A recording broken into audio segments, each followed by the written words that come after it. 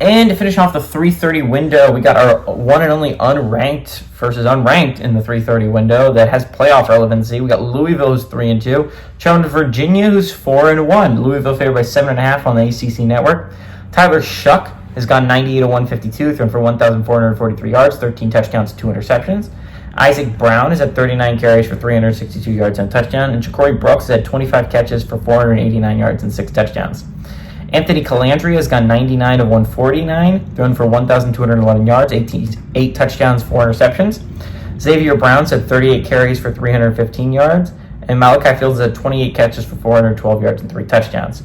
Louisville is 7-5 against Virginia all time. Last 2 games have gone to Louisville in 2022 and 2023.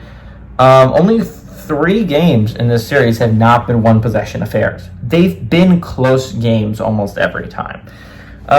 This is just interesting. Is like, if you told me a couple weeks ago we were talking about Louisville, Virginia, I would assume Louisville was the team still in playoff contention.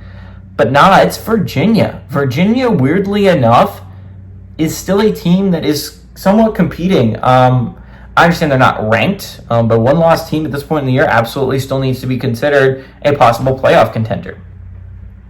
The Cavs have played well. They're coming off a big win at home against Boston College, a game where they came back and beat a good Boston College team. That Boston College team is no joke. I thought that was going to be a Boston College win. I thought that was going to be a win that got Boston College back into the top 25. It did not turn out to be. It ended up being a Virginia win. Amazing Virginia comeback that ended up giving them the win. Again, like, Virginia has looked surprisingly good. I'm surprised this game's on the ACC network because I actually think it actually has some playoff relevancy and I actually think could be pretty good.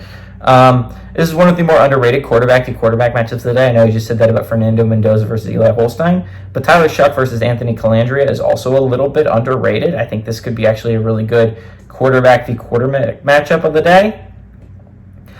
I think this game is big for Virginia, right? Like, if you win this game, I think you honestly should start being talked about. There's not going to be that many one-loss teams still kicking alive, and this is a good Virginia team. I mean, it is.